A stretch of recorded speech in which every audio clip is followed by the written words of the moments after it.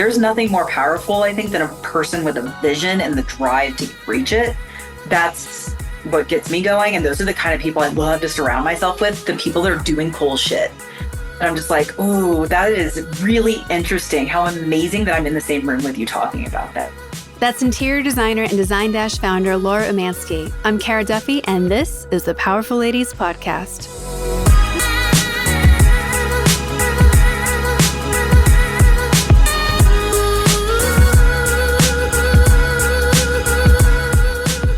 Welcome to the Powerful Ladies Podcast.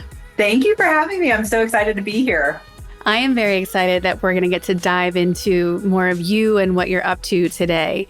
We had the pleasure of meeting because I was on your podcast, Design Dash, and we're working together now. I'm learning so much more about your business and what you're up to. And you really are just such an example of living your dream life based on starting your own business.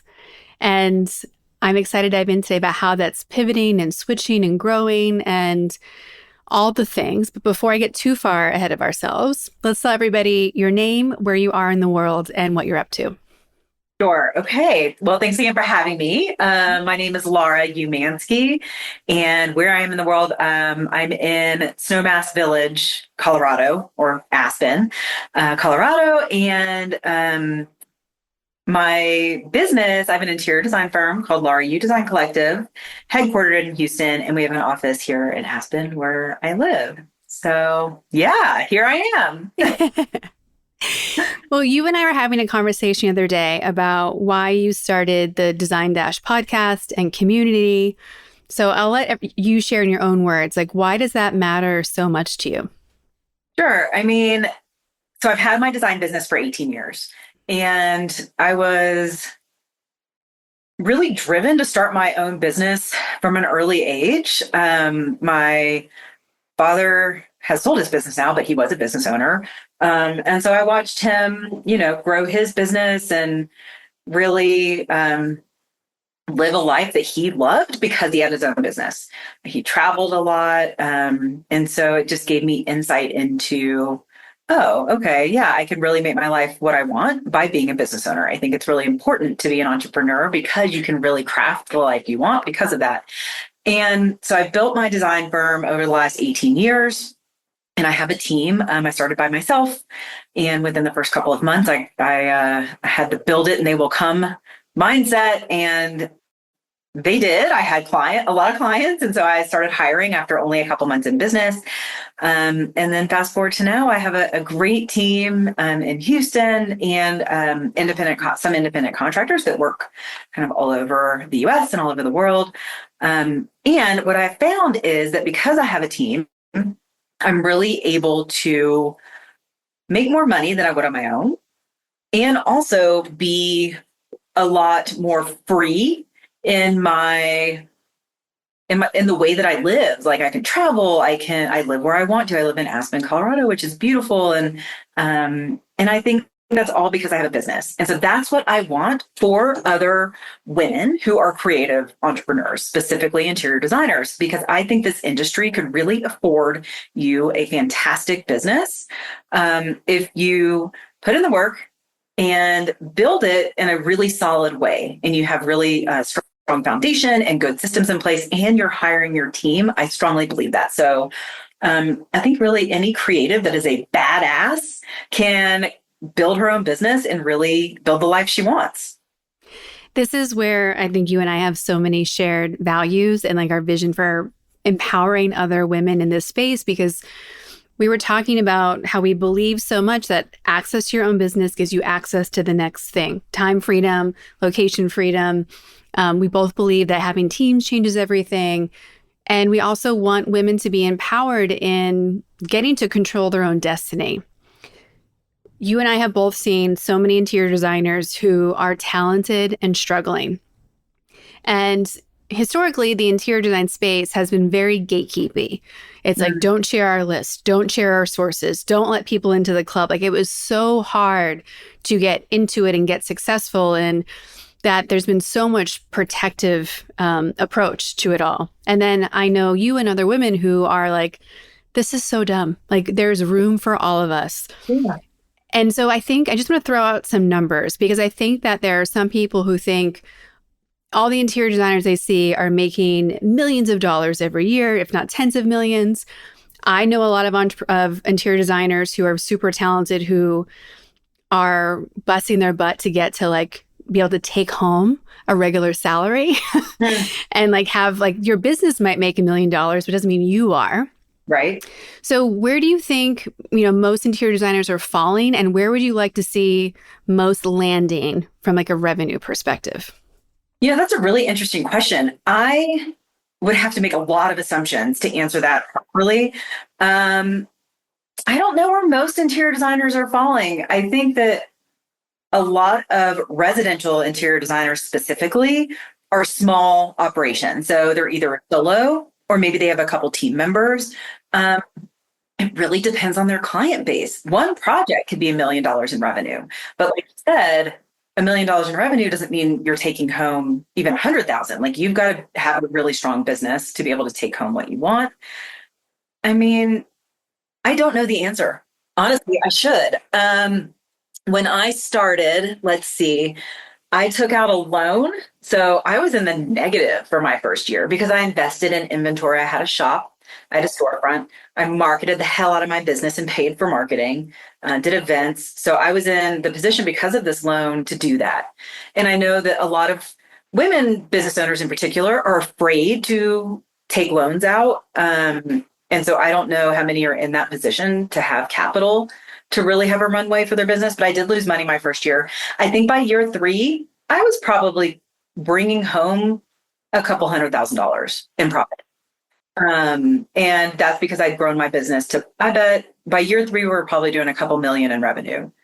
And that's what I would want to see for all of us, everyone.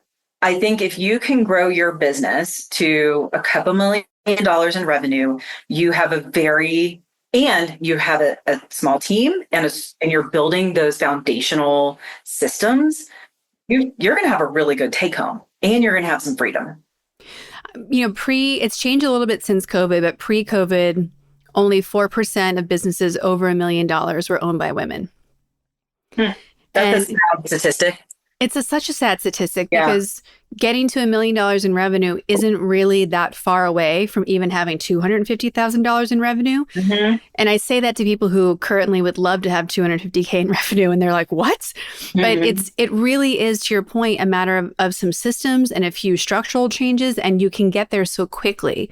Mm-hmm. And I don't know that women know how accessible breaking through that $1 million barrier is.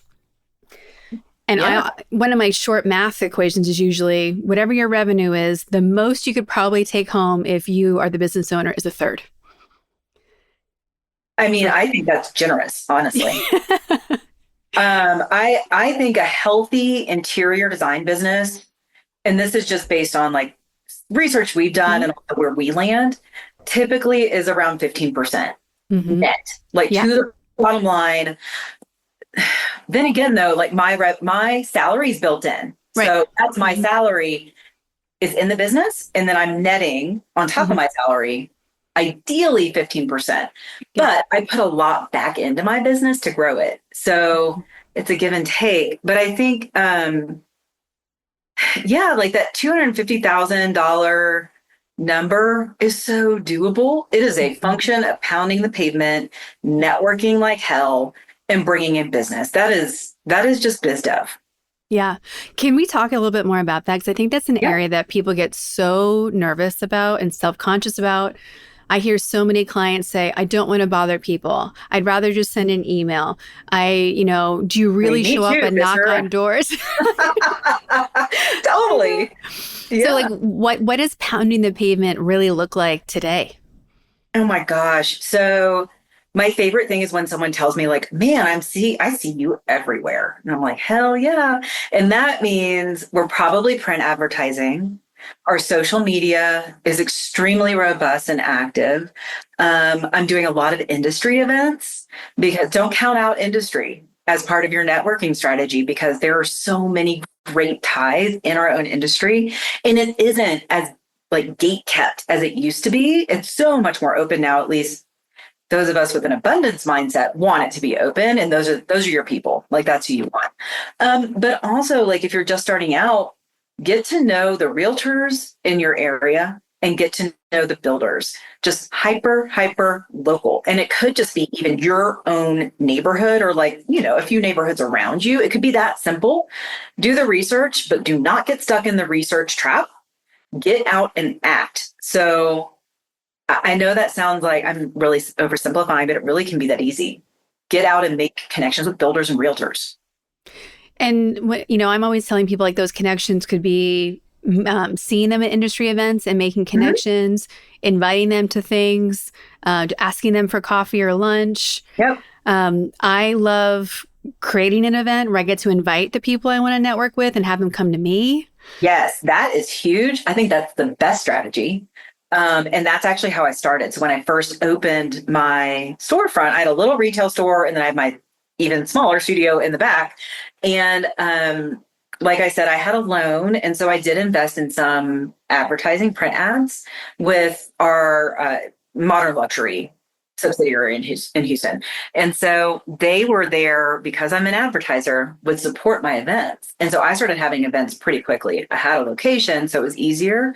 But yes, if you control the event and you have a media partner, that's even better because then you're leveraging their list. And if you have a small list, your list, and getting people to you instead of just kind of like going out and infiltrating other events, which you should be doing that too, because the more they see you, the easier it's going to get for you and the more they're going to recognize you and what you do. And I know that sounds basic, but it's true. Well, I think the most basic systems are often the ones that we don't do. Yes. Every time someone's like, oh, I'm stuck in sales, what should I do? I'm like, go back to your sales pipeline. Like if you work the sales pipeline, if you work your networking pipeline, it works, but we have to do it diligently. There have to be hours a day, a week, whatever frequency you can afford, but it has to be something we're doing all the time. And I think the sooner people get comfortable making friends with strangers, the sooner their business can be the business they want it to be. I am someone who was not born with I don't have FOMO and I never think twice about like bothering someone. That's just who I am. Like I'm happy to talk to people, invite people to things. Like there's kind of no shame in my game for better or worse. Where do you fall on that spectrum? And if you were nervous about doing it, how did you break through? It's really funny because I think a lot of people assume I'm an introvert or an extrovert because I do a lot of speaking and I do go to events. But I guess I'm an extroverted introvert. So even when I was a kid, I used to love planning parties. I mean, I'm talking like middle school. And then I would make myself freaking miserable because I plan these parties. I've invited all these people and I'm like, I don't even like a party. And now I have people coming. That I'm still that way. It's ridiculous. But I'm like right in the middle. I think like I will go because I will push myself out of my comfort zone. And I've gotten really comfortable being uncomfortable. And that is something I had to train myself to do. I don't like going to events where I don't know people. I don't know anyone that does, except for you, maybe, Kara, but like, I don't love that. And so it just took me years of going to industry and social events to actually like show up. And now I know people and it's easy because I don't care where I go. If I'm in Houston going to an event, if I'm in Aspen going to an event, I'm going to know somebody. And that's just because I've done it for so long. And I got comfortable being uncomfortable early on. I mean, I don't think I like those things either. Right. Like I would also, I think it's ambivert is like when you're half introverted, half extrovert. Oh, like, okay. That's who I think I am. Like it's almost like you put on, and I think it's from learning to do so much speaking and presentations in my past life where you know how to like turn it on and you're like, okay, I'm performing right now. And then I'm going to drive home by myself and talk to no one until like 10 a.m. tomorrow morning. Oh my God. And that's it. Yeah. And it's interesting because I think some people are just like, they're just on and they get so much, it feeds their soul to be on and be around people. I'm not like that. I'm like you. Like I've got to get my mind right. I have to turn it on. Once I'm there, I love it and I'm in it. But then, yes, I have got like, I need alone time. I need space. I need to like sit and read a book and just like be by myself afterwards. Well, and I think when you kind of acknowledge that also when you're out, you start finding people who are just like you, like, oh, you don't want to be here either. Okay, yes, let's Perfect. definitely talk. You're with me. Yeah. No, but I do love it. Like I've got to gear myself up to go. But once I'm there, I'm Mhm. like, yeah, this is great. Yeah. Well, And it's because all you, beneficial. It's beneficial. Like you're going Mhm. to get some small thing out of going to these events. One key thing though is to make sure you're following through and following up because you're not going to these events and you're not going to them just for like this 1 hour. You're going to them to develop these relationships. And so that takes action after the fact. So as long as you know that and you're doing that, you're going to be good. there's a lot of interior designers who are, let's say, within the first 10 years, if not 5 years of their business, who have clients. Mhm. They are completely overwhelmed with how much work they have for these clients. And when I tell them to do exactly what you said, they go, how do you find the time? And I'm curious how you balance that in the beginning, because I think it's so important. Like you have to keep feeding the pipeline. And they're finding these like spikes and droughts because they'll have 3 to 5 clients at once. They'll get done, then they'll have nothing, have to scurry to find new ones. It'll spike again. It seems like a very sustainable approach to running the business. So Yeah. even in your early days, how are you balancing all this networking and following up with actually doing the work that you were getting? So, okay, I'm going to make 2 points. The first is I think that the kind of like feast or famine I situation is part of this industry. I have not solved that problem. We do have a more consistent project flow now that I've been in business so long. And that just comes from marketing, advertising, public relations, just constantly keeping our name out there. When I fall down on that at all, if I get burned out or I'm in like I don't know, in a funk or something and I don't want to do those things, my pipeline shows it. So just because you've been in business a long time, the work is, you still have to do that work. Um, so I think, yeah, that feast or famine thing is the nature of this industry and it's hard. And it's really hard because you do have to balance the onslaught of work that happens all at once versus those dry periods when when it's just like, oh, I have one project, it's got to get me through. Um, you've got to balance that and you've got to be, I think, really resilient as well to get through it.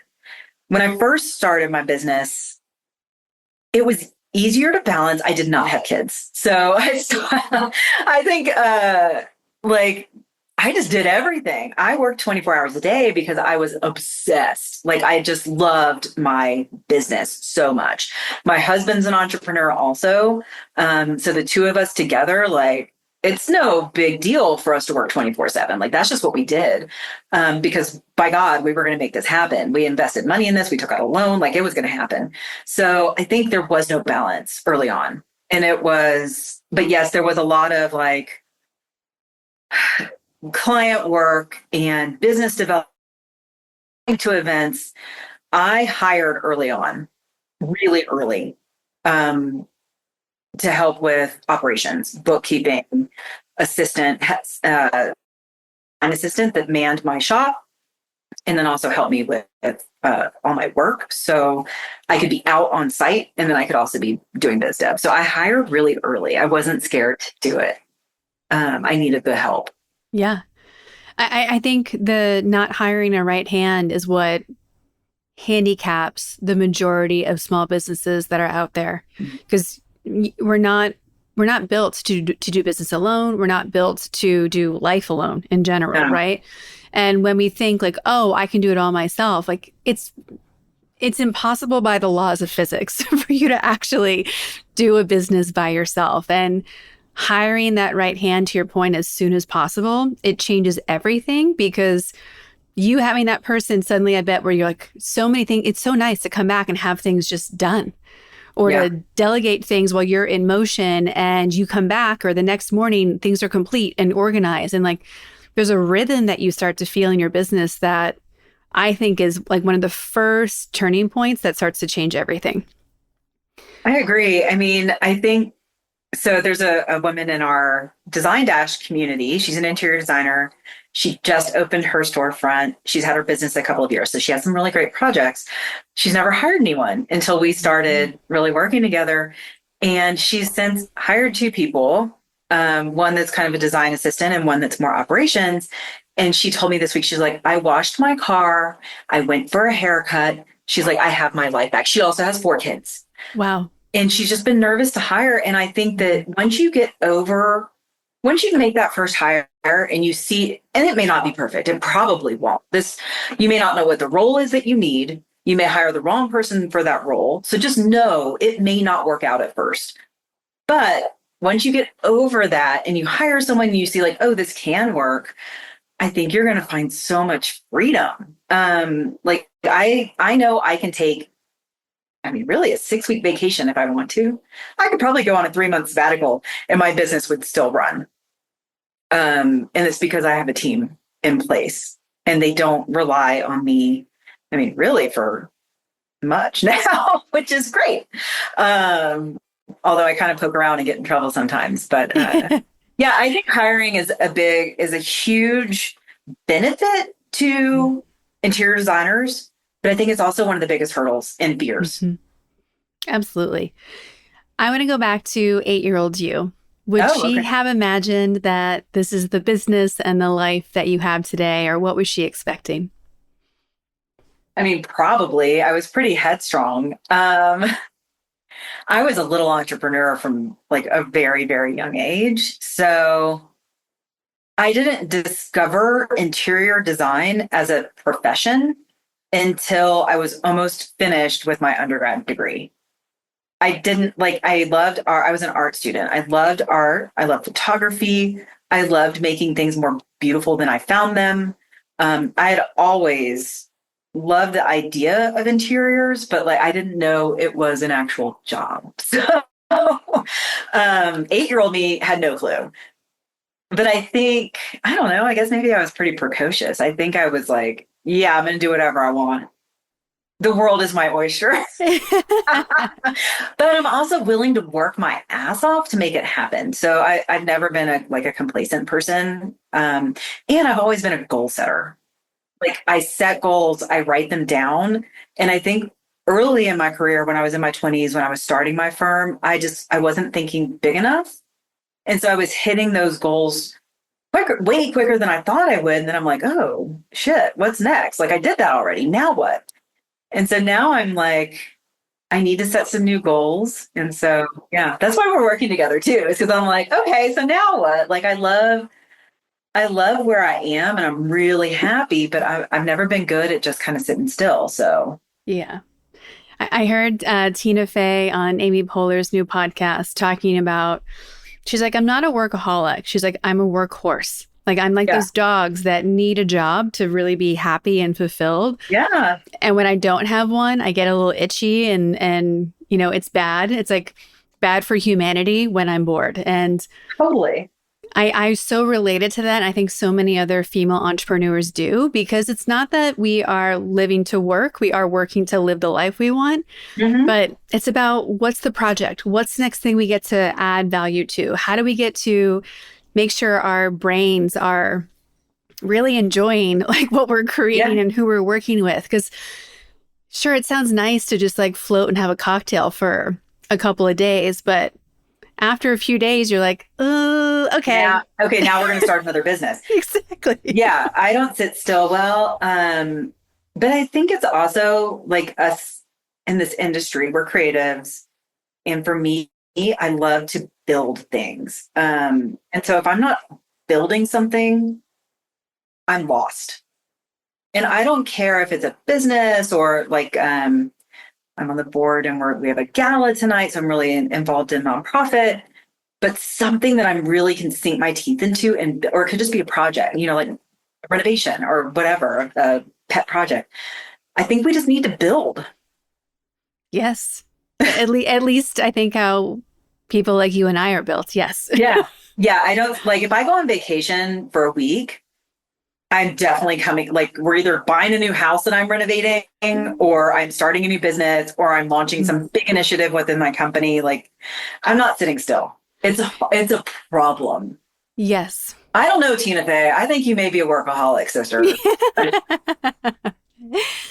We're of course on the Powerful Ladies podcast. So I would love to know, how are you defining powerful and ladies? And do those definitions change when those words are next to each other? You could have prepped me for this. Um, for me, powerful is someone with a vision and a purpose, and they're in action to reach those things. Like, there's nothing more powerful, I think, than a person with a vision and the drive to reach it. That's what gets me going. And those are the kind of people I love to surround myself with, the people that are doing cool shit. And I'm just like, oh, that is really interesting. How amazing that I'm in the same room with you talking about that. Um, Ladies next to it. Yeah, I mean, for me, it's a little more like that is close to my heart, I think, because like my parents divorced when I was 12. And so I saw my mom, who didn't have a career, she didn't have her own money. And she, after that, had a very different life than my dad did. And I think from that moment, I was like, oh, well, my dad has his own company. He's an entrepreneur. He's doing whatever the hell he wants. And here's my mom, who is not. And that was a very stark contrast at a very young age. And so I think that probably was a pivotal point that set me on this path. But I think ladies, like, we need to, and everyone's different. I'm not saying you need to do this, but I do think we can be the masters of our own universe. I want to do everything that I do by choice. I am married by choice. I'm not married because my husband supports me financially. He's a partner, and he may make more money than me. I actually don't know. Sometimes he does. He doesn't. It's a give and take. But I'm married to him by choice. Unlike my mother, who was married to my father because he worked and she didn't. I'm not saying that's the whole impetus for their marriage, but yeah, I think putting powerful ladies together is like, we're a bunch of badass women that can do whatever we want. All we have to do is have a purpose and the drive to achieve it. And that's it. Mm-hmm. There's so, we often, depending on where the US has been flowing since we started Powerful Ladies, we've gone through phases of thinking like, oh, like, do we need powerful ladies anymore? Is this kind of like, have we achieved it? And then whenever we look internationally, we've always been like, no, it is not. We have not reached pinnacle achievement yet. And then, of course, things keep pivoting in the US. We're like, oh my gosh, like, this really is a conversation that's really interesting because the perspective keeps shifting, and there's just so much turmoil in the space of what is a powerful lady and what should it look like and what should it do. And we're about to be living in an Atwood novel. And it's, yeah, totally. And so, like, and how do we even handle that? Like, we've had a lot of interesting conversations internally of, yes, any woman can be powerful. And why haven't we had but it's also really circumstantial too. Like, yes, we are very lucky, and we have the drive. So it's both of those things. Like, I think there are really, there are so many women that aren't in that same circumstance that feel like they don't even know they can be powerful. They don't. I would take a guess, a leap to say that you and I have probably felt a 10 out of 10 day. Yeah. And there are so many women in particular who have never gotten the chance to feel that, or there's something about breaking through when you realize that what you want isn't insane. It's not some crazy pipe dream. You're like, wait. Horrible. You can have that. Yes. As big or lofty or whatever the number or the request is. Like, I don't think people realize, similar to the number conversation of like 250,000 to over 1 million, how close it is. I don't think people every day notice how close whatever average life we're talking about to whatever person you're admiring who might be a celebrity or might be featured in something. It's not that different. No, it's all about the dream and the plan. I mean, going from 250 to 1 million in this industry could be one freaking project. And for us, it has been. Like, to go from whatever, 4 to 6 million could be one project.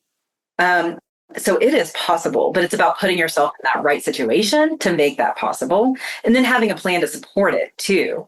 But I do think, like, going back to the idea of powerful ladies and where are we now, things are kind of a mess, right? But I have hope. Like, I'm involved with this nonprofit out of Austin called Girls Empowerment Network. I don't know if you've heard of this, but they believe in like the self-efficacy of girls, and they really focus on that middle school age for young girls. That is such a tough age. Like, we've both been middle school girls. Like, that shit's not easy. I have two right now. I have twin girls that are in 7th grade. Damn. I mean, and it's crazy. So anyway, Girls Empowerment Network, I think it's like those kinds of organizations that are really just setting up our girls, this next generation, or even, whatever, 3 generations, to be able to even dream and think that they can do these things. Because if they don't hear it from us, that they can do this stuff, where are they hearing it? Like, I don't know. So I think your podcast is so important. Like, women need to hear that, yes, you can dream whatever you want and do it. And if you dream huge and you get 10% of the way there, badass. Like, that's amazing too. The biggest challenge I have with clients is often that it's the not dreaming big enough part. Yeah. They'll say like, okay, I want this, I want that. I'm like, okay, that's everything you want? Are we sure? And I'm like, yes, that's what I want. Because like however delulu you want to get, we just build a plan for it. Like, yeah. Anything really is possible. And I love being delusional. I think it's such a great attribute. I mean, well, and for someone like you, it's like it's Delulu, and then you jump right to the roadmap of, okay, if I wanted to have Design Dash on the moon, what would that look like? Yeah, okay, sure. If Katy Perry gets to go on a rocket now, like, why not? Yeah, that's a whole other situation. A whole other situation. But there's, I know. I was like, God, do I have to befriend Elon? Because I'm out.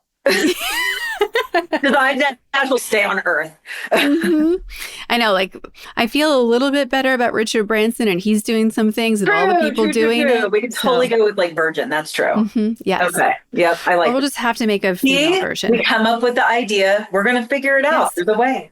Yes. Don't all compromise our morals and values. Well, and one of my favorite games to play is the 6 degrees or 1 degree of separation. Yeah. And I'm 1 degree away from Richard Branson. Like, we've had the CEO of United, the charity arm of Virgin, on here. So amazing. We can pitch if we want powerful ladies and Design Dash on the moon, we just have, it's network. See? It's just networking. The networking. And then making a ridiculous ask that you are happy to just smile behind. That's such a good point. I have made so many ridiculous asks, and you would be shocked how often you get a yes. Yeah.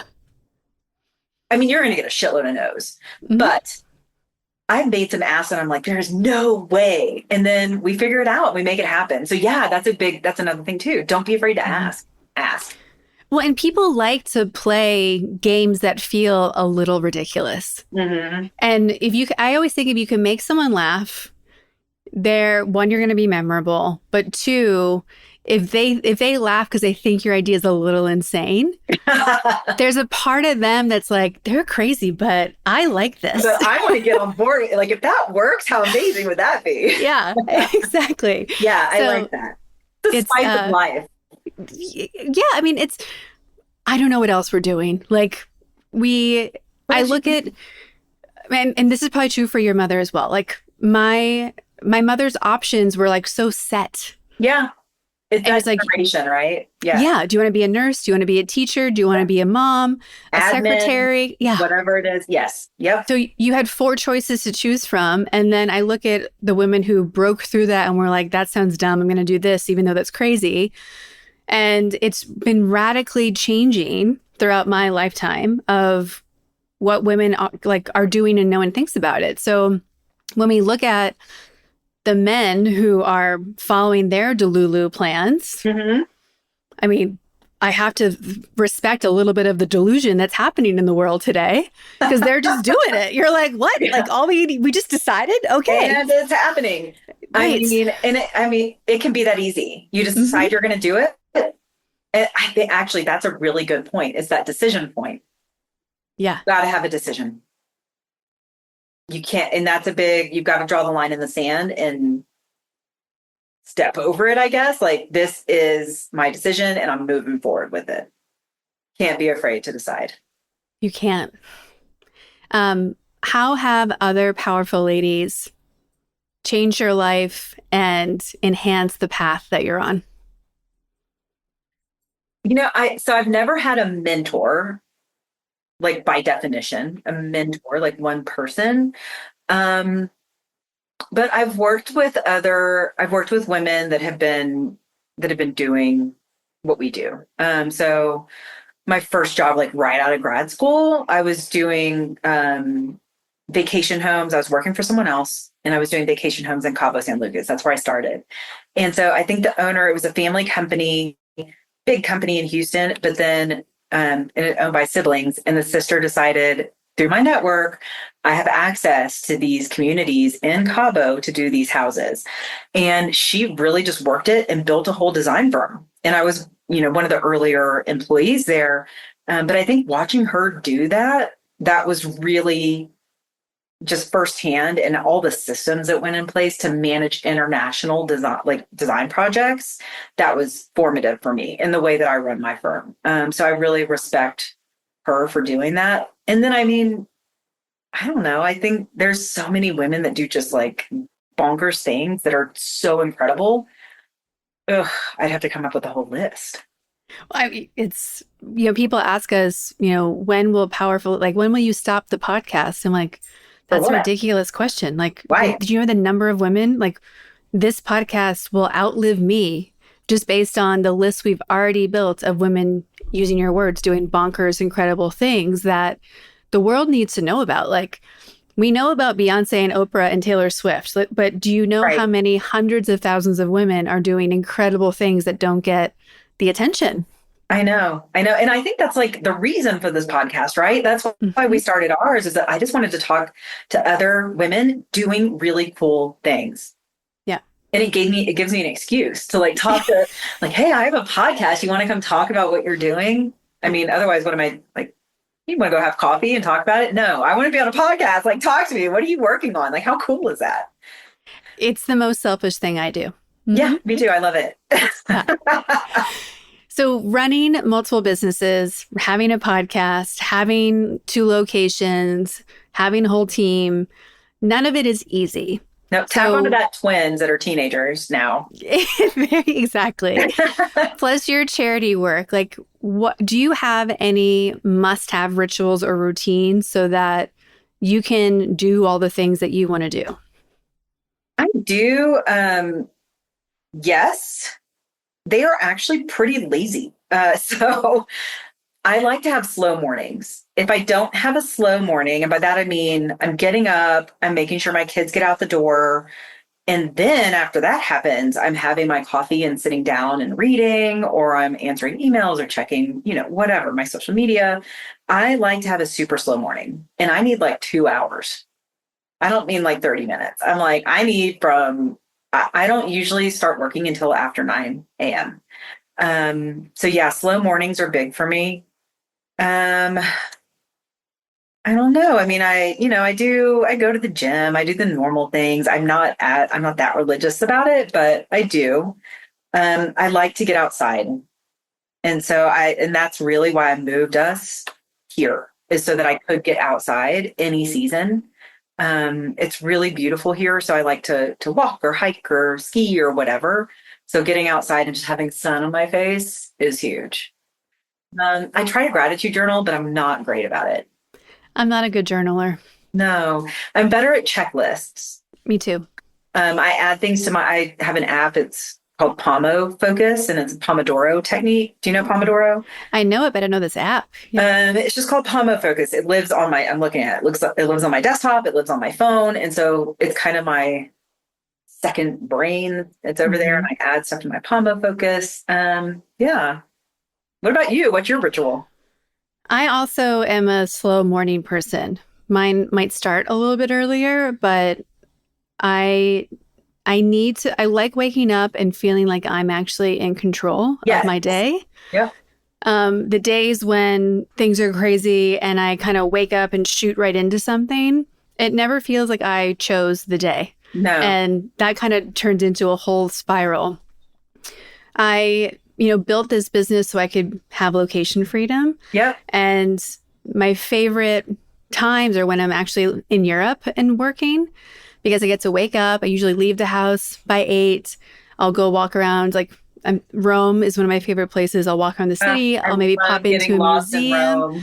Yeah, I'll like have an easy breakfast, go do something touristy or local, and then I come home, have lunch, and then I do my work Mhm. from lunchtime until maybe 7. Yeah. And then I jump on a scooter and go have dinner and have an evening. And like that cycle I could do all the time. I love that Italian lifestyle and you're on Hmm. US hour, like you're Yes. tracking that US working hours. That's great. I love Hmm. my European vacations too. Yeah. And we'll go for my husband and I, because he also has like freedom of Hmm. location. His whole team is distributed and he has people in Europe and Asia and all over the place. So he can also go. And so the two of us will go and we'll go 6 weeks somewhere over the summer or Hmm. whatever. I love that kind of lifestyle. Well, it just makes you feel like you're actually living. Yeah. Like there's a balance that I've talked to my coach quite a bit about how can I not get that balance here? And it has a lot to do with the actual schedule Yeah. of because I have clients in Europe through the West Coast of the US, I have to start earlier than I would ever have to start in Europe. Um, but feeling like you have the whole morning, half of the day is mine to do whatever I want with. Oh, and then I'm still working. It's such an interesting mindset shift. Yeah. And we keep kind of looking at different pivot options here. I'm always finessing every year. My team and I are like, hey, how do we massage the schedule? How do we get it closer to ideal? And I think it is a constant battle because, Mhm. like you, something exciting pops up. I'm like, ooh, I'm a yes. And Yeah. Right. my team has to protect me from myself because they're like, hey, remember you said you didn't want meetings on Fridays? Well, you just booked 10. Like Like, right now, like yeah, this one, you mean? Yes, exactly. I know. I know. I know. yeah. Um, But I agree. I think it's not just having a slow morning. It is going into your day or your week feeling like you're in control of it. And I do think that takes a lot of work and a lot of foresight. And like, because we've been working together, I had so many internal meetings in my calendar that like, most of my days were internal meetings for my company that were just not even necessary. And just by cutting those out, I feel like I can breathe. And we're not missing anything by doing that. We're not screwing things up. Like we're still very intentional about when and how we meet. It's just better scheduled. So well, and I think that's one of the curses, right? Like the beauty of a small business is that we don't have to do all the dumb corporate stuff. yes, And yes. yet dumb corporate stuff will start sneaking in. And that's where I'm always like, whoa, whoa, whoa, whoa, whoa. Yeah. Like, no, we're not implementing this nonsense. And but There's so much we it's do that we don't need. no. Something I noticed about myself, and I'm curious if you're this way too. I used to host a once a month happy hour, Mhm. and we would schedule them out like every third Thursday. We would do one either in LA or in Orange County. I started noticing that having those booked out for a year was giving me anxiety because I was It's like, I depressing. might be in Rome that Thursday. I Right. can't make that promise. Yes. No, I totally agree. Having something that scheduled is depressing to me. I look out at my calendar and I'm like, oh my God, how does my schedule look like this? I don't like it. I start to resent it. Um, yeah, I don't, I'm the same way. Same. Yep. I joined a women's group here that I love. I love this group of women, but we meet once a month all day on a Sunday. And it is very intensive and it's just a a lot. And I love that I do it and I always get a benefit from it. But just seeing, and it's a year-long program, and seeing it on my calendar once a month on a full Sunday is kind of painful, to be honest.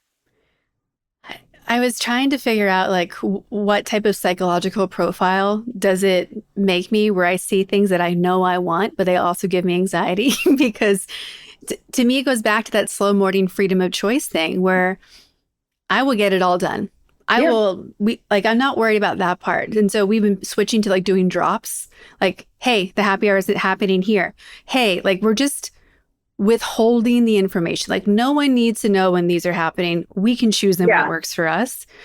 But there's something I think that also feeds into the creative side of being an entrepreneur and however much creativity is in your business, that when you see like a clean table or you see a clean calendar, you're like, ooh, we can create anything. Sky's the limit. Yes. Yeah. I love a clean, like if I just have a full day that's clean, I'm like, oh my God, what am I going to do with that day? And it's not that I'm just going to sit on my ass. I'm going to do things. Like things are going to get done that probably aren't getting done because I get so wrapped up in my schedule or in the task. Yeah. I think a clear calendar is so important. Well, one of the big things I know that people have been talking a lot about is making sure that entrepreneurs leave room for kind of brainstorming or brainlessness, creativity time. Creativity is so important in everything that you're doing. Do you leave time for yourself to do research and daydream and like play in that creative space that, you know, I think is so important? Probably not intentional, like dreaming space. Well, that's not true. So I will block out a day, and my team does it too. It's not just me. We call it a clarity break. And so that is no meetings, no contact, no nothing. And your calendar's broken out, and we've set this expectation with the team, like, hey, a clarity break is necessary. And you're still working during that time. So anyone on the team can take a clarity break if they need it. I'm not as good about it. I'm like looking at my calendar right now. I have started, and this is a lie because like my next freaking 3 Wednesdays are booked, but I've been trying to block out every Wednesday. Things inevitably find their way in there, but I like to have Wednesday as like my day. Well, even small things for myself, like this year we subscribed to Business of Fashion and Vogue Business because I have so many people in those spaces. Oh yeah.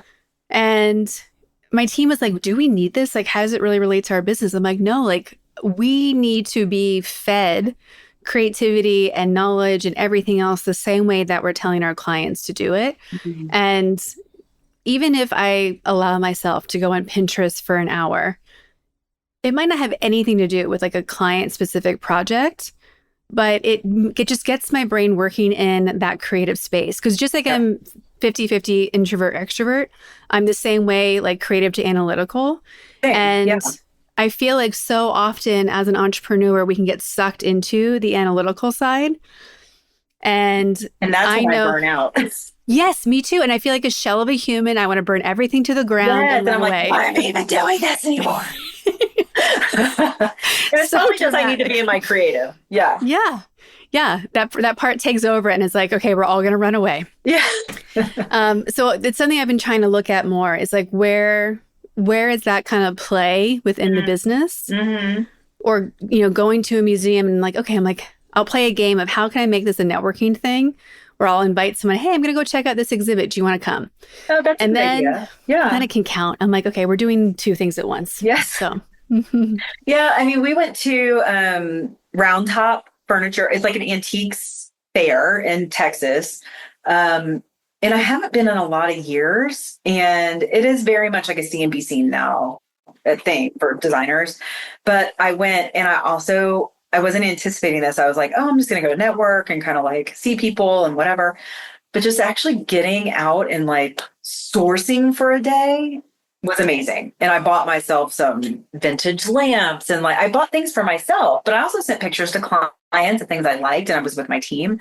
And that's something we don't normally do. And so I'm glad we did that. Yeah, I like that idea of the mix of like creative and networking. Yes. So a few rapid fire questions to wrap up for today. All right, sure. We ask everyone on the podcast where you rank yourself on the Powerful Ladies scale. If 0 is average everyday human and 10 is the most powerful lady you can imagine, where would you score yourself today and on an average day? Oh, I don't know. That's a good question. Today, maybe I'm a 7. I think, yeah. Is that higher than most people? What do most people say? Are they like, I'm a 2? The responses we have received, I'm going to give to a psychologist somewhere because they are all over the map. Yeah. I've gotten -5, I've gotten 25, and those weren't even numbers I gave. So That's funny. I would say today I'm pretty high today, actually, because I'm doing a lot of the things that I really love to do. And that's like high level. I'm very high level today. So I'm going to give myself an 8 today. How about that? And then on an average day, I'm probably a 6 or 7. Mm-hmm. Is there a quote or a book that you rely on? Okay, so a quote. This is not a famous quote. This is something that a professor said to me when I was in school, and I was being distracted and lazy. And he said to me, "Work begets work," and he meant you will get more work out of the back end and better product and better work if you put this work in up front. Like, you're not doing enough over here to even make it matter. And I was just like, oh, I'm like 20 years old. I was like, oh, damn. Okay. So work begets work. So like, yeah, just start. A book I'm reading, gosh, you would die if you see the books. I have 2 on my desk right now that I won't even tell you. One that I've been reading recently is called, in the last year, When Women Lead. Do you know this book? I actually have it right here. So it's Julia Boorstin, and this is a really good book. It's like why women should be in leadership positions. Awesome. Okay. I'm going to add that to my list. Yeah, no, it's a good one. This is a big and powerful community. So what is something on your wish list, to manifest list, big, small, insignificant, ridiculous, that you would like to ask from this group? How can we help? Well, we're growing our community right now for Design Dash. So we are looking for badass interior design business owners that want to level up their business and have an amazing support system while they do it. While they're putting their systems in place, while they're hiring, while they're networking, while they're marketing. So yeah, if you know an interior designer that wants an amazing group of women, send them to Design Dash. I'm manifesting 150 members by the end of the year. Love that. Okay, great. For everybody who wants to work with you, support you, hire you, join all your things, where can they find and follow you? That shouldn't be such a complicated question, really. My personal is Laura.Umansky on my socials. My business is Laura U, the initial U. So really, LauraU.com, Laura U on socials. And then Design Dash is our community for designers. Well, thank you so much for being a yes to being on the Powerful Ladies podcast. As always, I have loved our conversation. And you're just another example of women doing the work out there. It takes pressure off me to know that there are other women chasing ridiculous things, to be like, I'm not alone. I'm not crazy. And all Delulu, it's fine. We're all Delulu. We're all doing the hard work. And yeah, it feels more like there's more buoyancy in doing it that way, because we're not alone. We don't have to change the whole world by ourselves, because we're all doing our little part together. So thank you for the part. It feels like it sometimes, right? Exactly. Like, you're right. We're not alone. Thank you so much for having me. This has been really fun.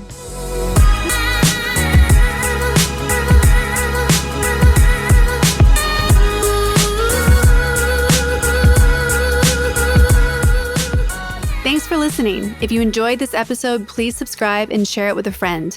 Head to thepowerfulladies.com, where you can find all the links to connect with Laura U, Design Dash, and the Design Dash podcast, as well as learn more about Powerful Ladies. Come hang out with us on Instagram at Powerful Ladies, and you can find me and all my socials at karaduffy.com. I'll be back next week with a brand new episode. Until then, I hope you're taking on being powerful in your life. Go be awesome and up to something you love.